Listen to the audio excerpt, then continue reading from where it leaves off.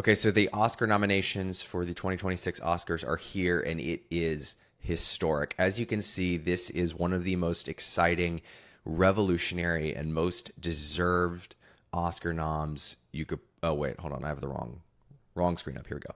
F1, baby, has been nominated for Best Picture, Visual, Sound, and Film Editing. F1 gang, we made it. It was a hard fight, but we got it. I don't know.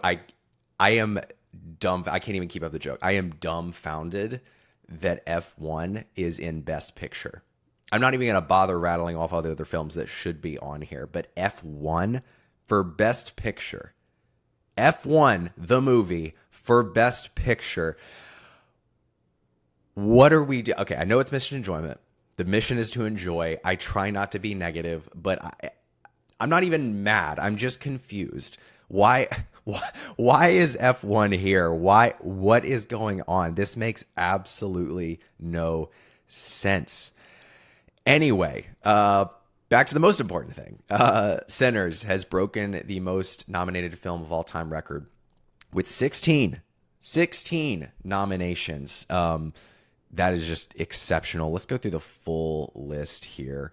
I'll link this in below for you to follow along if you want. We're just going to kind of burn through this, get our first impressions on things, and mostly just, rest in the afterglow of F1 getting a Best Picture nomination, which is awesome and makes total sense. All right, that's it. Negativity's done. I'm not going to complain anymore. Everything positive from here on out. All right, full nominations for the Oscars 2026. Best Picture, we got Begonia, F1, the movie, Frankenstein, Hamnet, Marty Supreme, One Battle After Another, The Secret Agent, Sentimental Values, Sinners, and Train Dreams. Now, the only film here I have not seen is The Secret Agent. I'm going to be seeing it this next week. Great list. I feel like, pardon me here, I'm pulling up my Letterboxd list here. I feel like there's a glaring issue here, but I can't think what it is. Okay, I'm surprised No Other Choice is not on here. That's a bit of a shock for me. I'm surprised Eddington is not on here. I kind of want Eddington on here. I'm surprised Blue Moon isn't on here. Again, we'll get that one a lot as we go, but I'm surprised that one isn't here. I would have expected it was just an accident, but again, not to spoil, but we do get that one later, so I'm glad it's somewhere in here. But yeah, not a bad list. I'm not upset at this at all. I would obviously remove F1 for No Other Choice. Maybe kick out Frankenstein as well for Eddington. Little spoiler for my best of 2025. I'm not a big Frankenstein guy. I liked it. I definitely liked it. Not Best Picture level for me here. But anyway, I won't linger here too much. This is a great list. Solid. Really no notes. 9 out of 10, 8 out of 10 here. Very solid. I could see it going any way here. Best Actor, Timothée Chalamet for Marty Supreme, Leonardo DiCaprio for One Battle After Another, Ethan Hawke for Blue Moon, Michael B. Jordan for Sinners, Wagner Moura for The Secret Agent. Again, haven't seen Secret Agent yet. I've heard Moura is fantastic in that. He was great in Civil War. It's okay. So what I'm going to go through here is I'm just going to say what I would like to win. I'm just going to do that. I didn't say that at the top, but I'm just going to do that. I'm just going to give my quick thoughts and what I think should win. So for Best Picture, I should have thought about this more. This is difficult. There's a lot of good ones here. Again, I loved all of these films. You know what? I'm going to say for Best Picture, based on this list, I want Sinners to win.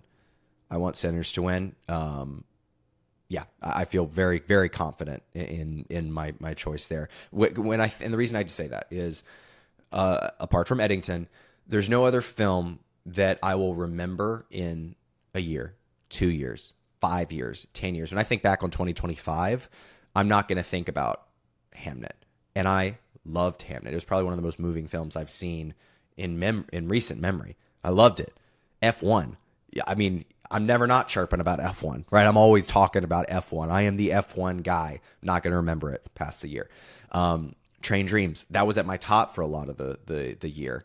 I still adore Train Dreams, but I'm thinking and kind of grading based on what is memorable, what is moving, what is the defining movie of 2025. And to me, that's Sinners. Like, you just can't beat that. I rewatched that again the other day, and it moved it very, very high on my 2025 list. I will just say that. And so I think this is the most deserving for Best Picture. It is the most singular. It stands out among the pack as its own thing, and I think that should really be celebrated. Now, for Best Actor, this is where it gets really, really tough. This is a very small list. I kind of wish the whole group of people were on here. I love Timothée Chalamet and Marty Supreme. Honestly, not the performance of the year for me. I was not over the moon about it. I thought he was fantastic. I liked the movie a lot. I didn't think he was the performance of the year. Leo's up there. Yeah, you can make a good case for Leo. Ethan Hawke, I thought, gave his best performance in I don't know how long. I'll be honest. Like he is so good in Blue Moon. He just disappears into the role. Like the first time you see him, you kind of chuckle. You're like, oh wow, Ethan Hawke is like 4'5", but he immediately falls into it and just is fantastic. Michael B. Jordan, I thought, really holds down Sinners. He's so great in it. But there are better performances in the movie than him. Like I shouldn't say better. I guess I should just say he does exactly what he needs to do in the film. He's not some standout, bombastic, crazy performance. He's not doing a Marty Supreme where it's all about his performance.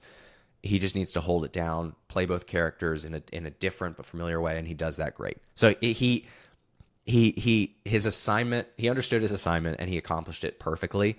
I just don't think, like, for the reason I chose Sinners as the best film, that's the reason I wouldn't choose him as the best actor, because it's like he's not the defining performance for me. Like, he's one of the most memorable just based on the movie that he's in, but he's not the most defining. And again, I haven't seen Wagner Moura yet. I'm going to go with Ethan Hawke. I would love an Ethan Hawke win here. I think it's very deserving. I think he was great in Blue Moon.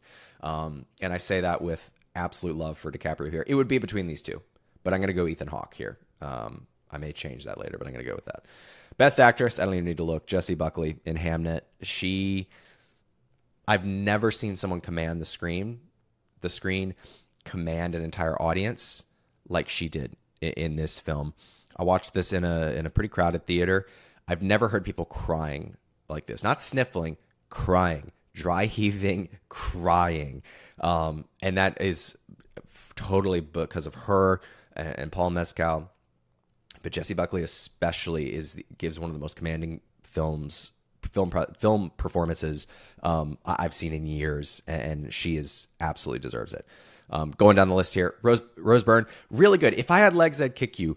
I wasn't crazy about that when I first saw the film, but the more I've thought about it, the more it's grown on me, and the more I realized it's kind of a Beau is afraid. Is it Beau is afraid, or is Beau not afraid? Is he afraid or not? I don't remember. But it's one of those.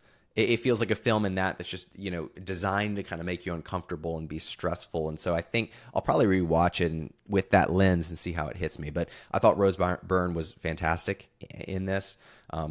But again, not better than Buckley. And that's pretty much the case for the rest of these. Haven't seen Song Sung Blue, but I've seen the rest of these. All good. Jessie Buckley clears. Best Supporting Actor. This is literally my favorite here. I cannot believe they included him. I'm so thankful they included him. I was going to crash out if they didn't include him. Delroy Lindo in Sinners. Best performance of the year. Best performance of the year. Across the board. Across the board. I think the way he elevated his performance of Delta Slim was just magnificent. He was so good. He was the best character in the film by far. He was so good. One of the most memorable performances, one of the most funny, heartbreaking, moving, relatable. I mean, he captured it all. He absolutely captured it all and captured it all perfectly. Delroy Lindo, hands down, fantastic. And that's up against Benicio, who was incredibly memorable in one battle. Sean Penn, who gave a terrifying and commanding and hilarious performance in one battle. And then Stellan, who was great in sentimental value. Delroy Lindo clears all of them, in my opinion. I think he absolutely clears and deserves to take home the Oscar here. This would be a really hard battle here, but I hope he takes it. Jacob Elordi is great as Frankenstein. Just want to mention that. He's really good too. All right, best supporting actress before my voice goes out here. Ella Fanning. This lady from Sentimental Value. I'm not even going to try to do that. Amy Madigan, Weapons. Oh, the Weapons lady. Wunmi Mosaku from Sinners. I hope I said that right. And then Tiana Taylor from One Battle. Oh, okay. This is tough. Nothing's really jumping out to me. I thought Tiana Taylor was great. I didn't think hers was the best performance. I thought like Regina Hall's better in that and Chase Infinity. She was really good though. I might take it. I might give it to Sinners again here. Again, it's like basically, again, I'm not shading Michael B. Jordan here. I thought he was fantastic, but basically like his was not the most memorable performance in the movie. Delroy Lindo's was, and then Mosaku's here, I think is probably right up there. So I'm going to give it to this one. I'm going to give it to Sinners again here. All right, best director. We got Chloe Zhao for Hamnet, Josh Safdie for Marty Supreme, Paul Thomas Anderson for One Battle, Joachim Trier for Sentimental Value, and Ryan Coogler for Sinners. I'm going to give it to Ryan Coogler for Sinners. Again, the singular nature of this film, the uniqueness, the standaloneness, the what other ness could I mention here? The fact that it is the most memorable film and the most creative film in recent memory is why it deserves to win Best Picture, but also Best Director for the direction of this film. To be able to creatively cobble this together is just a remarkable feat and should be honored here. Original screenplay. Let's see. I'm going to give this to It Was Just an Accident. I loved this film. I think this guy directed it. I think Jafar directed it as well. I could be wrong there. Don't hold me to that, but I'm pretty sure he did. Great movie. Fantastic script. Horrifying ending. I mean, an ending that will just put chills, on your spine. Fantastic. Second up would be Blue Moon. Again, I thought the script for Blue Moon was so tight, so powerful. But the naturalistic humor, dark black comedy humor that was put into It Was Just an Accident is what makes it take the top spot for me. Adapted screenplay, we got Begonia, Frankenstein, Hamnet, One Battle, and then Train Dreams. Love Train Dreams. I'd love to give something to Train Dreams. You know what?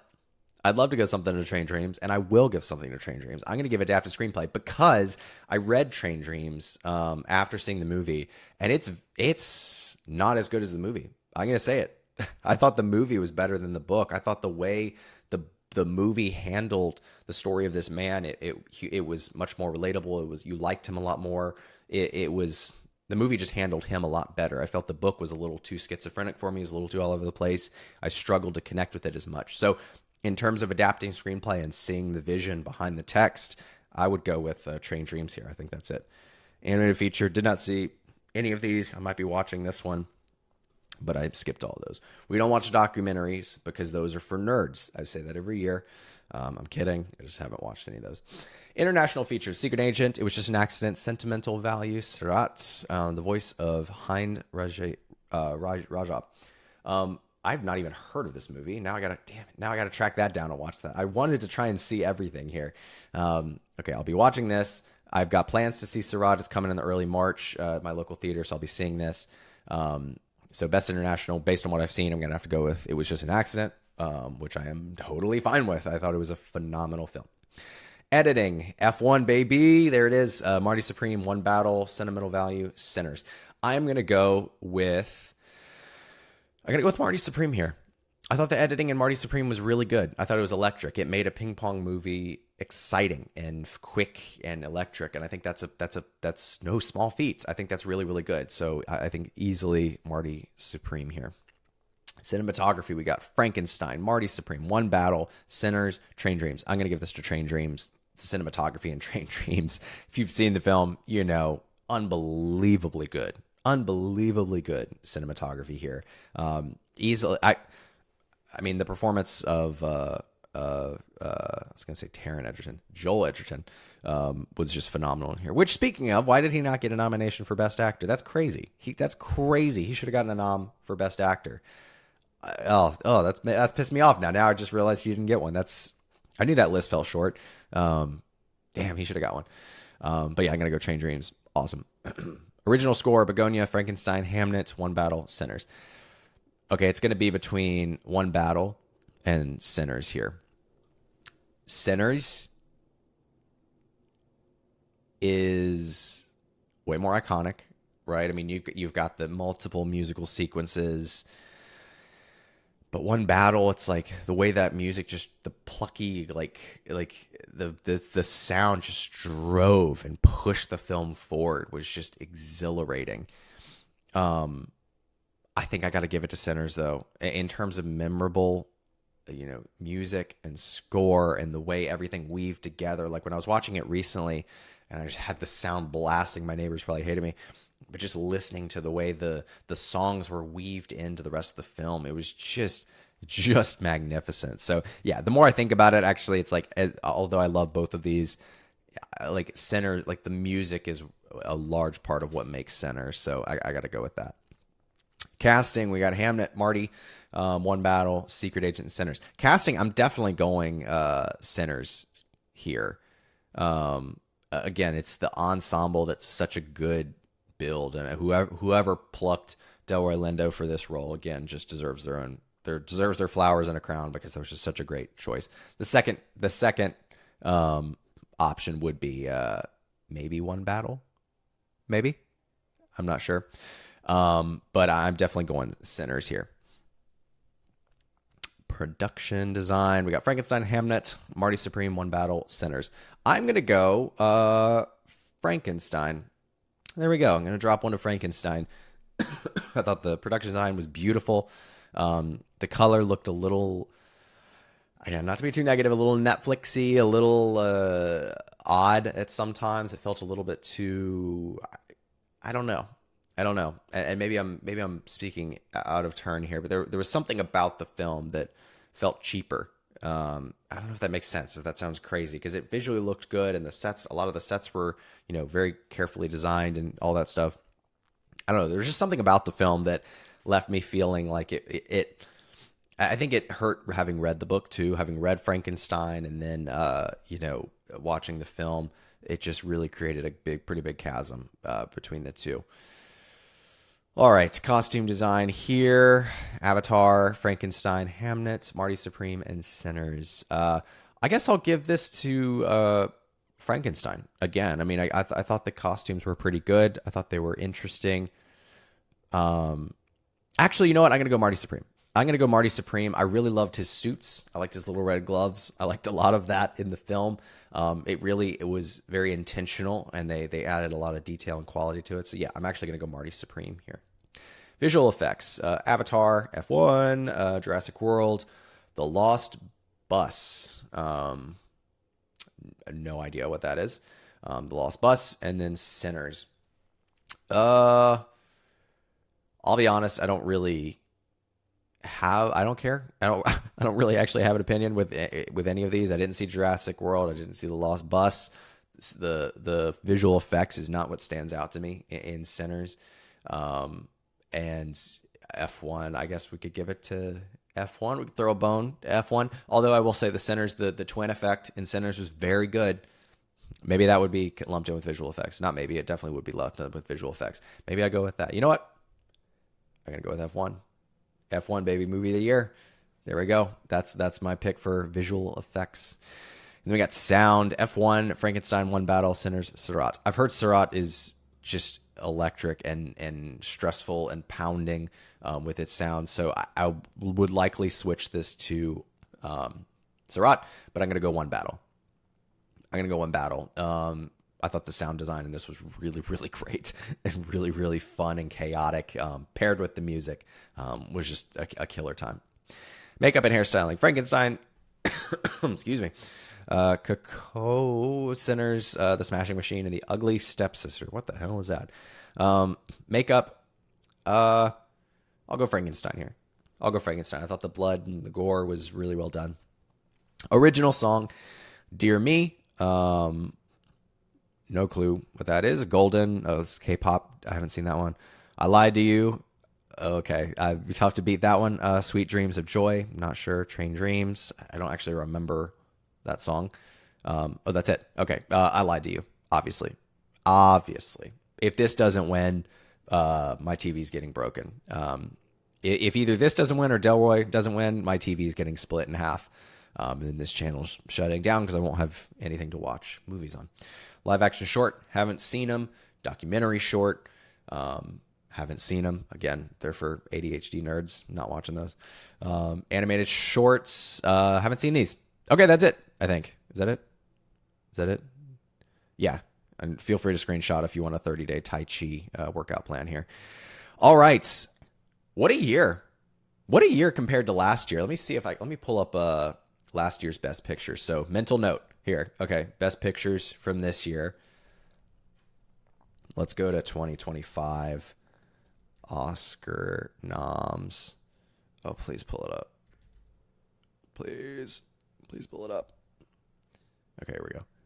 And then this is last year's. We had Anora, The Brutalist, A Complete Unknown, Conclave, Dune, Part 2, Emilia Perez. There we go. I'm Still Here, Nickel Boys, The Substance, Wicked. I like this year a lot more. I'm going to be honest. I like this year a lot more. Last year was really good, though. Not a bad year. Not a bad year at all. I'm really hoping this year, it might not go this way because Sinners seems to be pretty dominant. I'd love to see a lot of variety. I would love for it not to be an Oppenheimer type year or an Anora type situation where it's just there's this inexplicable runaway. Speaking of Anora, Oppenheimer, I get why that one ran away, but like I would really love for there to be just a mixture of winners. I think that would be great because I don't feel like any one movie dominated in all the categories. The only one that could be considered that would be Sinners, obviously based on how many times it was nominated, but yeah, I would love some variety. I would love a non-Oppenheimer situation to happen here where there's not just one film that gets dominated. I think that would be cool. But anyway, I'm rambling at this point. Let me know your thoughts in the comments below. I'm thrilled with this list. I'm very happy with a lot of the films that were added. I think there's definitely some misses here, namely Joel Edgerton. That is a huge miss for Best Actor. But overall, I'm very happy, man. I'm very happy with a lot of this. I'll actually be making a video about this, about the problem of Best Actor. Like we really got so many good Best Actors and so many performances to choose from. I'm really not going to be mad with whoever wins, and I'll be thrilled once Brad Pitt, takes home all the Oscars as a sleeper hit for F1, because I know that's what we all expect and want to happen. But yeah, let me know your thoughts in the comments below. Let me know how excited you are for F1 to win Best Picture. And yeah, talk to you guys soon.